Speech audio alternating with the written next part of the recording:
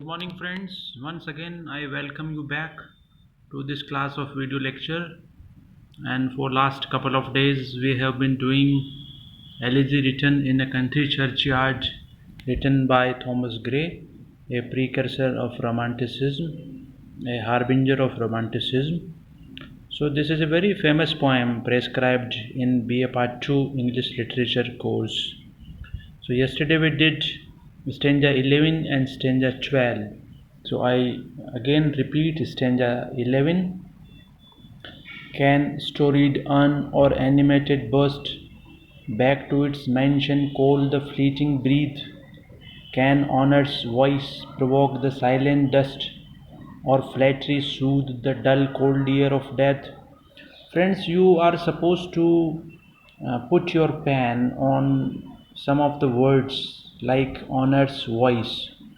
Honor's voice refers to all that language which is written on the tombstones regarding a person's record of life, his achievements, and everything.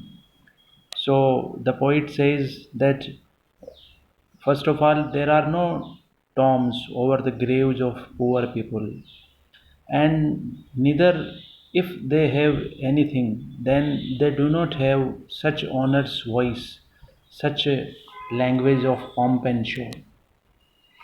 Because finally, death levels everything, death diminishes all the divisions of society.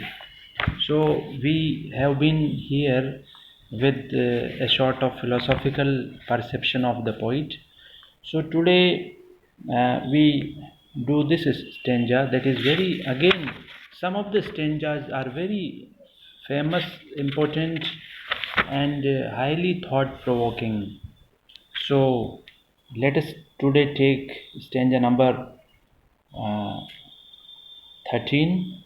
But knowledge to their eyes, her ample pays, rich with the spoils of time, did never unroll. Chill penury, penury here means resourcelessness. Chill penury repressed their noble rays and froze the genial current of the soul.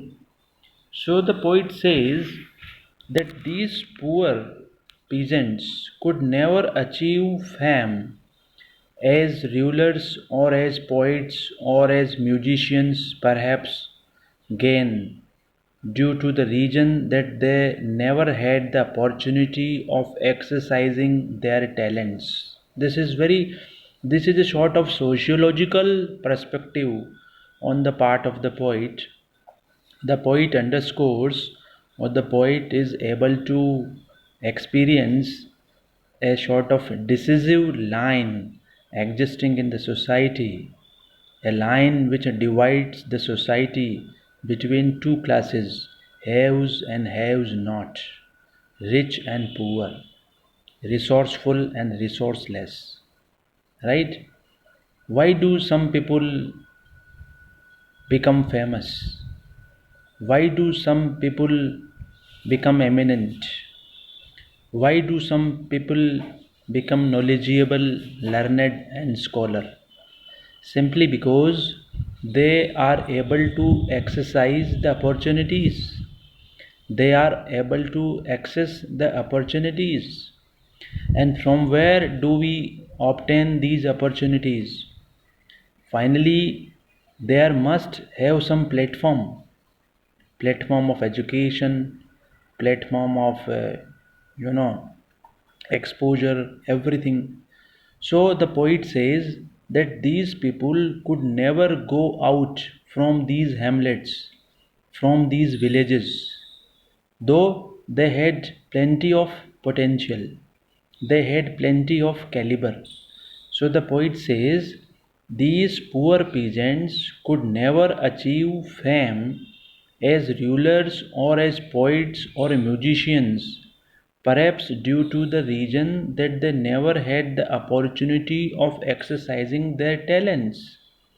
They were ignorant and poor, and hence their genius remained undeveloped. They had genius, they had potential, they had caliber, they had fire. Whatever is required for all such exposure, they had everything. But that fire couldn't get any outlet. Their caliber couldn't get any outlet. That's why it could never come to the notice of the world. And it happens, right? It happens in society that many, wonderful people are in the, they remain at the backstage. Why? The reasons are many, right? So they were ignorant and poor, and hence their genius remained undeveloped and suppressed forever. Their genius remained suppressed forever. So they couldn't distinguish themselves as statesmen, as warriors, or as poets. This is important. Society acknowledges whom? The so-called social and cultural parameters of society acknowledges what? It acknowledges, it pays attention, it notices with all pride statesmen, warriors, poets, scientists, teachers, whatever it is. These are those categories which are regarded as eminent in society.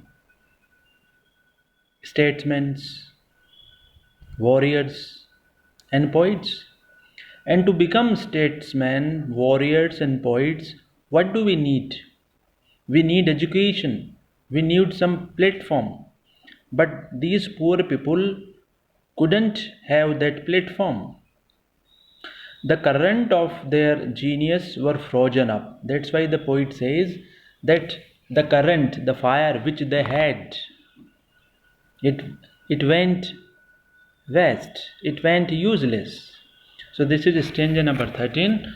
Now come to this stanza number 14. This is again a very popular stanza, and it often comes in examination for the purpose of reference to context question. Full many a gem of purest ray serene, the dark unfathomed caves of ocean bear. Full many a flower is born to blush unseen, and waste its sweetness on the desert air. This is very important. The poet says, there are many gems of perfect beauty and lustre lying in the hollows in the bed of the sea. There are many gems which lie in the hollows in the bed of the sea where nobody can reach them. Who can reach the diamonds lying at the bottom of the sea? Because they are lying in the unfathomable hollows of the sea. And if no one can reach them, no one can take notice of them, then who will appreciate them? Who will appreciate? Who will acknowledge them? Who will take note of them? No one.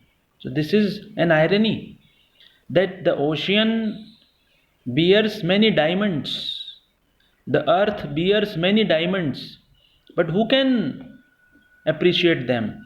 In the same way, there are many noble persons, there are many talented persons, and many persons with caliber, with all potential living in society, but looking to certain limitations of time and space and opportunity, that potential can never come to the surface.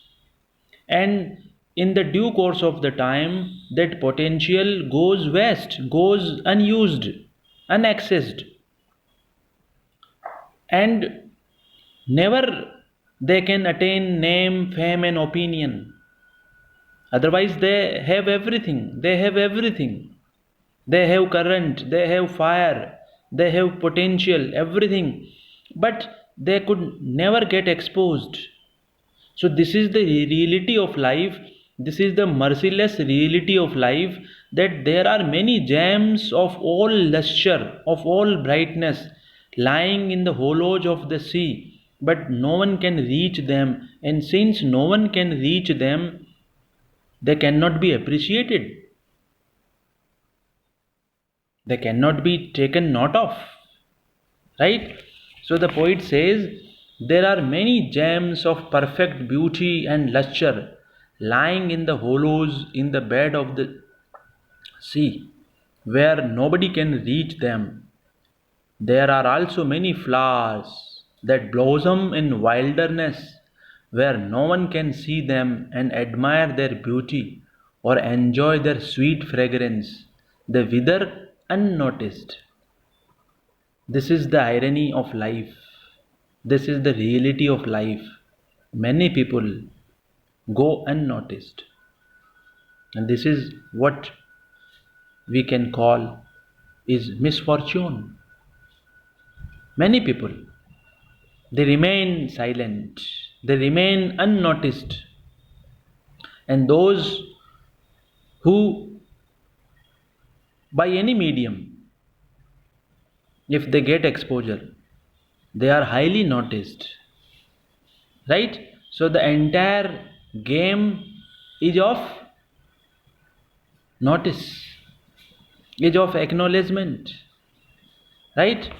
So these are two highly philosophical stanzas. Again I read this stanza, you memorize this stanza. Full many a gem of purest ray, serene beauty, serenity, ray, the dark unfathomed caves of ocean bear. Full many a flower is born to blush unseen, and waste its sweetness on the desert air. So today we did stanza 13 and 14, and from tomorrow onwards we shall complete the remaining stanzas. Since it is a long poem, so I think it will take some days more to complete the poem. Thank you, friends.